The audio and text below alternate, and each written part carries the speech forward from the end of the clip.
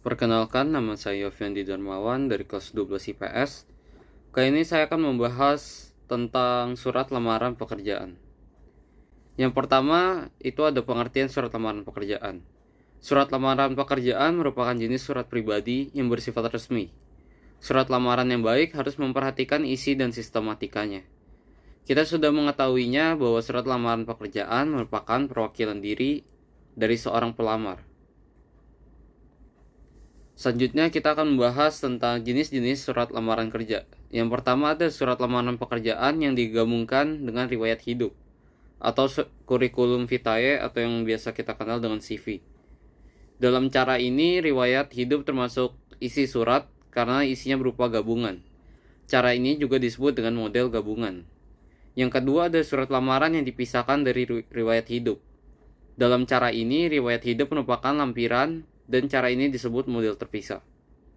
Di dalam praktiknya, jenis yang sering dipakai adalah model terpisah. Walaupun dalam pembuatannya memerlukan 2 kali kerja, model ini lebih digemari oleh pelamar kerja karena suratnya tidak terlalu panjang. Yang kedua ada unsur-unsur surat lamaran pekerjaan. Yang pertama ada tesis. Tesis itu merupakan bagian surat yang diawali dengan pernyataan umum, yaitu bagian surat lamaran pekerjaan yang menyajikan pengantar surat. Pernyataan umum ini berfungsi sebagai informasi awal terkait dengan pekerjaan yang akan dilamar. Pada bagian ini, pelamar menjanjikan informasi berupa salam pembuka, dan biodata. Yang kedua, argumentasi. Argumentasi adalah bagian surat pekerjaan yang menyajikan alasan bagi pemilik lowongan pekerjaan untuk menerima pelamar. Pada bagian ini, pelamar menyajikan informasi berupa fotokopi ijazah, kurikulum vitae atau CV, dan keterangan lain yang mendukung kompetensi pelamar. Yang ketiga ada penegasan. Bagian surat lamaran pekerjaan yang berfungsi sebagai penutup seperti harapan pelamar, salam penutup, nama, dan tanda tangan. Selanjutnya ada fungsi surat lamaran pekerjaan. Fungsi utama dari surat lamaran pekerjaan adalah sebagai tanda tertulis atau resmi pengajuan permohonan pekerjaan. Karena dengan hadirnya surat lamaran kerja, berarti permohonan tersebut sifatnya resmi dan tentu akan langsung diterima sebagai permohonan dan pertimbangan dalam menerima pelamar tersebut. Ada fungsi lain dari surat lamaran pekerjaan, yaitu yang pertama sebagai alat komunikasi. Dalam surat lamaran, informasi yang dibutuhkan yaitu informasi mengenai data dan identitas pelamar.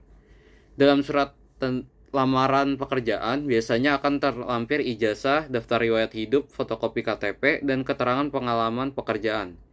Semua informasi tersebut akan sangat diperlukan oleh suatu perusahaan atau instansi yang dituju sebagai bahan pertimbangan untuk menerima pelamar tersebut. Yang kedua ada sebagai alat pertimbangan. Ini sudah dijelaskan di atas bahwa dengan hadirnya sebuah surat lamaran kerja dan berbagi informasi mengenai identitas diri merupakan kebutuhan untuk melakukan sebuah pertimbangan bagi perusahaan yang menerima pelamar yang tepat mengisi pekerjaan yang kosong. Yang ketiga ada sebagai tanda tertulis atau resmi pengajuan permohonan pekerjaan. Yang satu ini merupakan fungsi utama dari surat lamaran kerja. Karena dengan hadirnya surat lamaran kerja, berarti permohonan tersebut sifatnya resmi dan tentu akan langsung diterima sebagai permohonan dan pertimbangan dalam menerima pelamar tersebut. Selanjutnya ada sistematika surat lamaran pekerjaan. Yang pertama ada isi, kedua penutup, ketiga salam penutup, keempat tanda tangan dan nama terang, kelima ada tempat dan tanggal pembuatan surat, keenam ada lampiran dan hal, ketujuh ada alamat surat, kedelapan ada salam pembuka, dan kesembilan ada alinea pembuka. Selanjutnya ada sistematika surat lamaran pekerjaan. Yang pertama itu ada tempat dan tanggal pembuatan surat. Tempat dan tanggal pembuatan surat ditempatkan di pojok kanan atas tanpa titik di akhir karena bukan merupakan kalimat.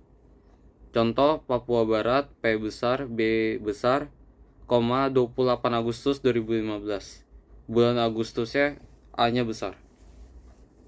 Yang kedua ada lampiran dan hal.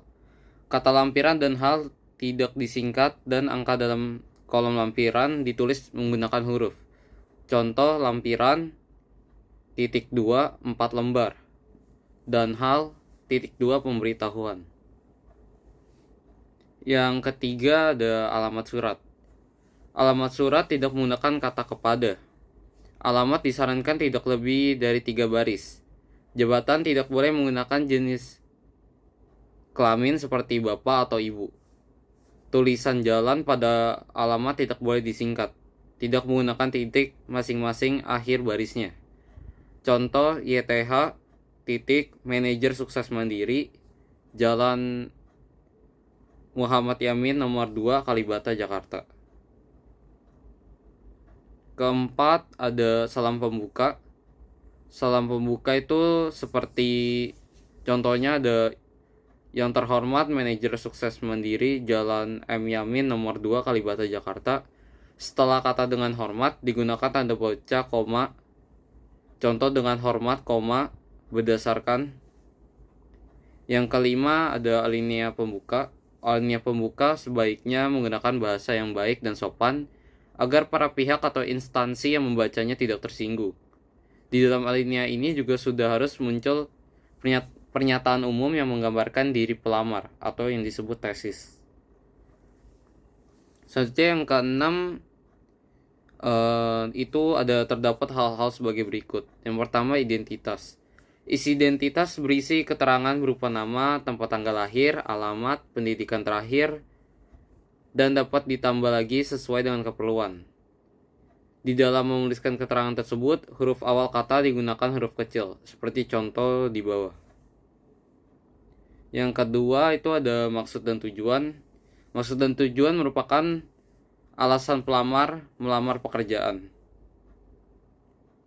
Yang ketujuh itu ada menyatakan lampiran. Dalam lamaran pekerjaan terdapat beberapa lampiran tentang syarat yang sudah diminta oleh instansi yang membutuhkan pekerjaan. Oleh karena itu, pelamar harus memenuhi lampiran yang diminta tersebut. Kemudian di setiap rincian digunakan tanda baca titik koma.